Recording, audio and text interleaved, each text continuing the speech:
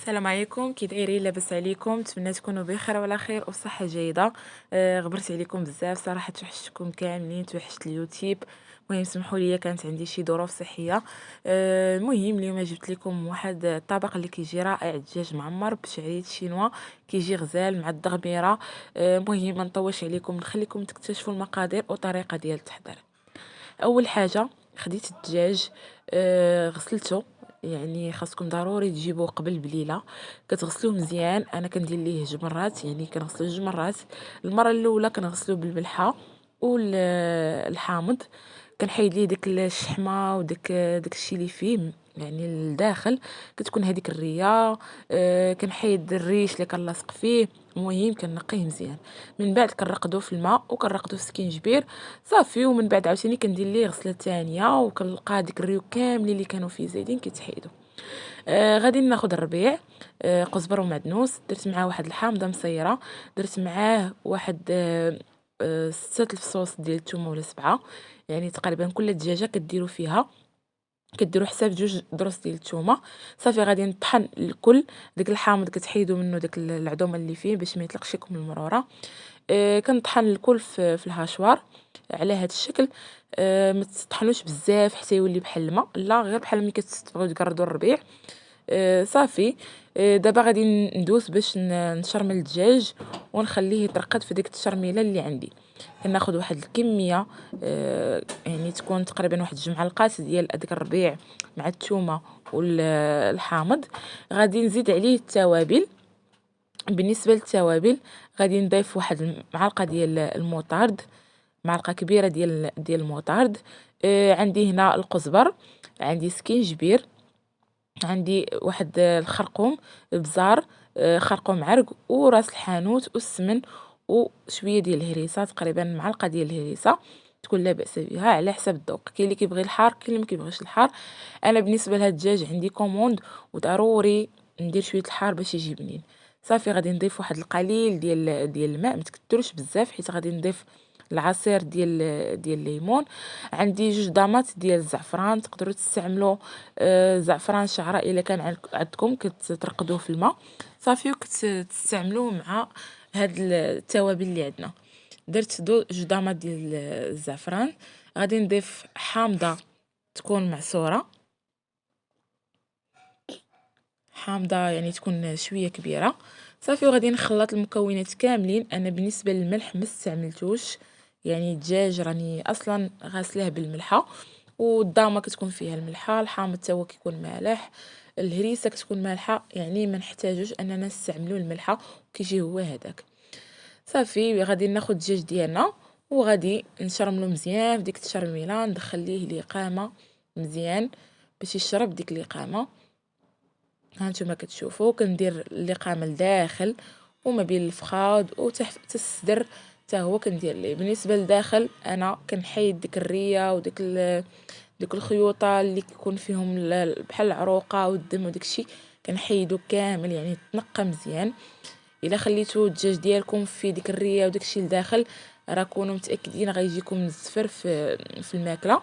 المهم كيف قلت لكم اهم حاجه خصو يتنقى مزيان وتسقطروه مزيان بديك الماء اللي فيه. صافي كنشرمل الدجاج ديالنا بهذه الطريقه، ندوز ديك اللقامه كامله على الدجاجه باش تشرب لينا اللقامه مزيان. صافي وطريقه راه سهله وواضحه، ما فيهاش شي حاجه اللي صعيبه.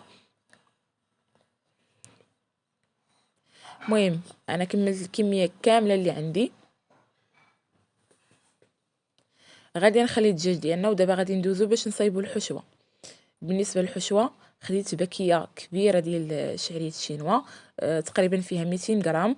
بالنسبه للكانزا والكبده وهذيك القلب سلقتهم بشويه الملحه والحامض، حامض هكا خضر، واحد طريف ديال الحامض وورقه سيدنا موسى والثومه.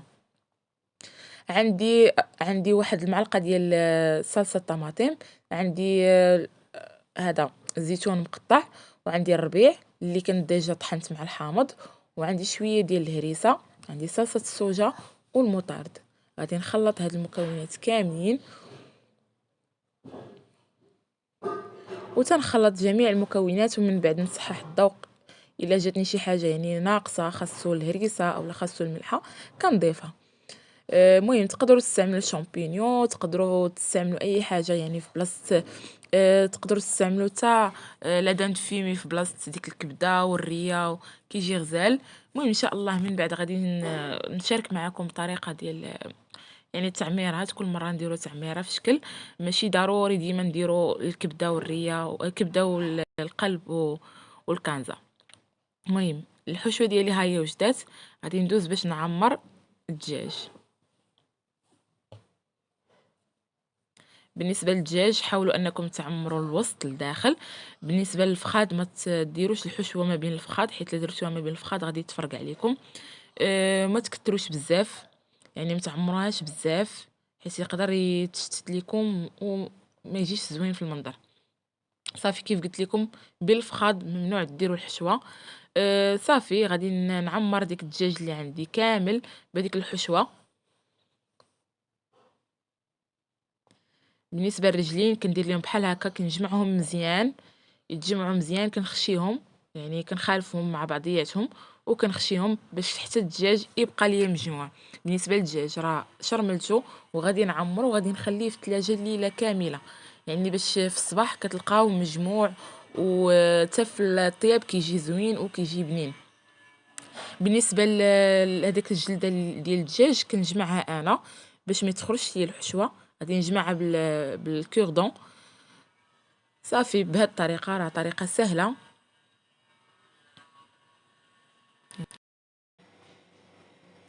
غادي نكمل الكميه كامله اللي عندي ديال الدجاج بهذه الطريقه. المهم نجمعو مزيان. وبالنسبه للصدر غادي نتكو بالكوردون باش تدخل ليه الاقامه. انا ما كنبغيش نستعمل الموس باش ما يتحلش ليا الصدر مع الطياب ويبقى الشكل ديالو يعني مزيان ملي يطيب ليا. كديروا كيردون اولا شي عود صافي وراه كافي ان الصدر كيدخل ليه الاقامه وكيجي فتي. كملت الدجاج كامل غادي نغطيه وغادي نوضعوه في الثلاجه ليله كامله باش يشرب ليا ديك الاقامه حتى الغد ان شاء الله ديك الساعه نطيب. المهم بالنسبه لاصوص ديال الدجاج درت 2 كيلو ديال البصله، شلطتها مزيان يعني شلطتها رقيقه، وضعت معاها دوك العناك ديال الدجاج والجناح. درت الابزار تقريبا معلقه صغيره ديال الابزار.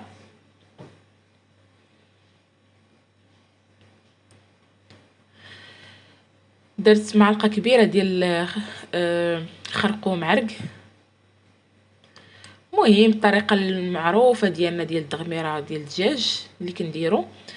درت واحد راس معلقه ديال راس الحانوت،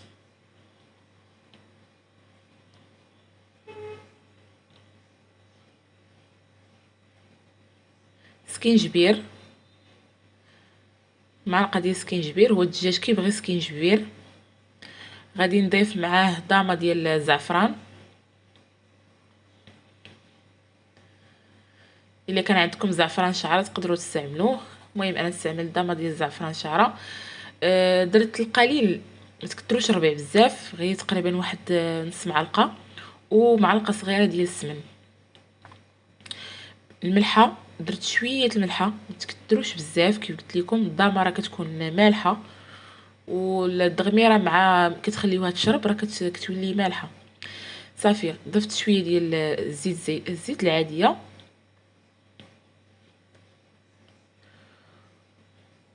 وربع كاس ديال زيت الزيتون. هنا درت 2 دروسه ديال الثومه محكوكين.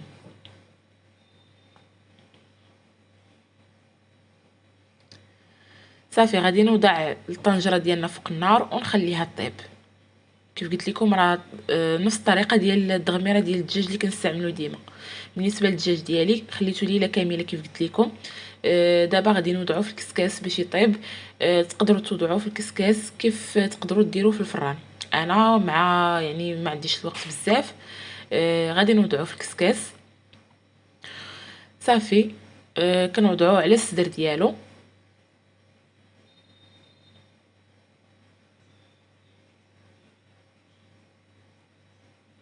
هو الدجاج ملي كيبقى في الثلاجه الليله كامله كيتجمع وتفت ديالو كيجي فتي بزاف، يعني ضروري الدجاج يعني يكون ناشف، ماشي في نهار تجيبوه تغسلوه وطيبوه.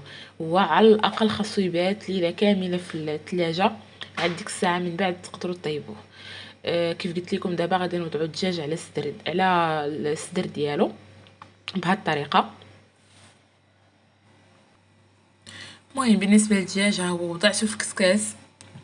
البرمه كنكونوا واضعين فيها الماء الكافي فين يطيب لينا داك الدجاج.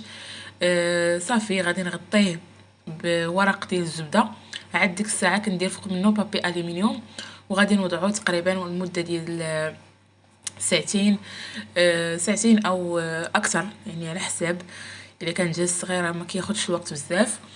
المهم بالنسبه للتغميره ديالي وضعتها على النار خليتها كطيب. ضفت ليها تقريبا واحد تقريبا مهم 2 كيسان ديال الماء. من بعد ما تقلات هذاك الجناح وديك العناك مزيان صافي، وخليتها كطيب على خاطرها، ومره مره نحركها. ملي طابت ليا ضفت ليها الزيتون. ضيفوا الزيتون النوعيه اللي بغيتو، خضر ولا احمر، صافي طفيت عليها. مهم بالنسبه للدجاج ديالي، المهم سمحوا لي راه حركت لكم المراحل، ولكن راه مع ضيق الوقت كيف قلت لكم عندي كوموند ما مقدنيش وقت باش نصور لكم كلشي بلي ديتاي. مهم الفكره راه واضحه وكلشي راه باين. يعني من بعد ما كطيب لكم الدغميره راه كتوضعوها هي سخونه. بالنسبه للدجاج ديالنا من بعد ما طاب كتقلبوا كتشوفوا يجي تصدر، الا بالكم باقي فيه الدم راه كتخليه يطيب. صافي ملي كيطيب لينا كنحيدوه، وضعته في العطا، دهنته بالزبده وشويه ديال صلصه الصوجه، شويه الهريسه، شويه الزعفران، ضامن الزعفران، صافي دهنته وضعته في الفران. المهم ها هو دابا خرجته من الفران. وضعته في طبق ديال التقديم. مهم حطيت الدجاج، حطيت الدغميره مع هذوك العنيقات وهذوك الجناح ديال الدجاج حتى هما حمرتهم. تقدروا ترافقوا مع سلطه، تقدروا ترافقوا مع اي حاجه بغيتو اللي يعجبكم، يعني اولا خضره مبخره اولا اي حاجه كيف قلت لكم اللي يعجبكم. كيجي طبق رائع لذيذ ما تشبعوش منه. نتمنى انكم تجربوا الطريقات ديالي وينال الاعجاب ديالكم. كنقول لكم شكرا بزاف والى اللقاء، خليت لكم الراحه.